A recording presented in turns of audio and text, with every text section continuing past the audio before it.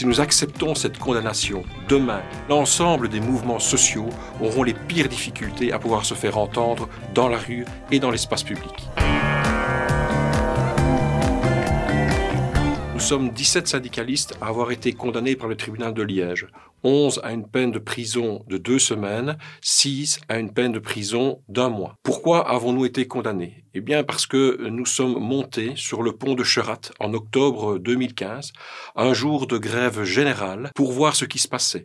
La circulation était à l'arrêt depuis plus d'1 heure. Nous sommes montés sur le pont les uns après les autres, pas en groupe, et parce que nous étions présents, la justice vient de nous condamner à des peines de prison importantes. Le droit de grève est en danger. Il est nécessaire de rappeler 2 choses essentielles. Tout d'abord, pour ce qui concerne le décès de la personne de nationalité danoise, nous ne sommes pas coupables. La chose a été jugée récemment. Pour ce qui concerne la dégradation au pont, ou les dégradations au pont, la justice a rendu son verdict. Nous ne sommes pas coupables. Il restait une chose à juger, c'est l'entrave méchante à la circulation. Ce qui a permis de nous condamner sur cette base, c'est que la justice a fait évoluer de façon importante cette notion d'entrave méchante. Les jugements rendus depuis 2 ans sont de plus en plus négatifs envers les syndicalistes. Rappelons-nous, il y a 2 ans, Bruno Verlaque, président de la FGTB Anvers, a été condamné parce qu'il avait organisé un piquet à l'entrée du port d'Anvers. Il s'agissait d'une condamnation symbolique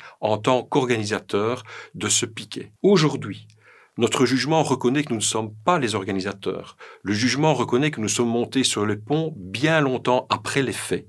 Et nous sommes condamnés à des peines de prison importantes. La justice est en train de rendre des jugements de plus en plus sévères envers les mouvements sociaux et envers les organisations syndicales. Il s'agit bien d'un jugement politique, d'un jugement contre la FGTB, d'un jugement contre les organisations syndicales. Durant tout le procès, nous avons sans cesse rappelé que nous avions 17 histoires différentes. Et malgré ça, la justice a rendu un verdict unique, un verdict contre la FGTB. Alors oui, on va aller en appel. Nous avons énormément de soutien, énormément de messages de solidarité venant de l'étranger, d'un peu partout dans le monde. Partout. On a compris que le droit de grève est en danger et pas exclusivement en Belgique. On entend beaucoup de personnes dire « mais on n'est pas contre le droit de grève, on veut défendre le droit de grève ». Le problème n'est pas là. Aujourd'hui, c'est qu'on empêche d'exercer le droit de grève. C'est la grève en tant que telle qui est attaquée par ce jugement. C'est en faisant grève que nous avons pu obtenir de nombreuses avancées sociales, et pas les moindres, le suffrage universel, les congés payés, la journée des 8 heures.